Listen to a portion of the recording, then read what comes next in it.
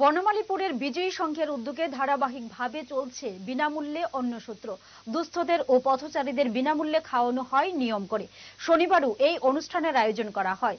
জিরানিয়া এলাকার বাসিন্দা প্রয়াত সাধনা দে'র স্মৃতির প্রতি শ্রদ্ধা জানিয়ে তার পুত্র উত্তম দে আজ আহারের আয়োজন করেন। তার এবং সংঘের এই উদ্যোগের প্রশংসা করেছেন আগরতলা ক্লাব ফোরামের সভাপতি তথা হেডলাইন্স ত্রিপুরার কর্ণধার প্রণব সরকার।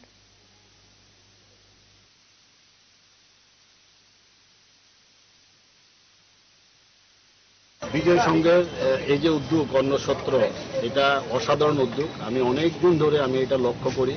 আপনাদের যে বিভিন্ন পেজ এটা দেন আমি দেখি। আমি জানি যে আগরতলা শহরে এই ধরনের উদ্যোগ বেশ কয়েকটা নেওয়া হয়েছিল। আমিও ওদের সাথেও যুক্ত ছিলাম, কিন্তু ওরা বিভিন্ন কারণে হয়তো কন্টিনিউ করতে পারেনি। কিন্তু বিজয় সংঘ এটা কন্টিনিউ করে চলেছে। এটাতে যে কি পূর্ণ অর্জন বিজয় সংঘের যারা কার্যকর্তা আছে বা যারা সদস্য আছে তারা করছে, এটা অসাধারণ। কি বলবো। আর একটা জিনিস হলো, আমি ওদের কাছে একটা অনুরোধ করব যে আপনারা এটা চালিয়ে যাবেন, কোনো মূল্যে এটা বন্ধ করবেন না। যদি কোথাও কোনো সহযোগিতার দরকার হয় আমরা আছি।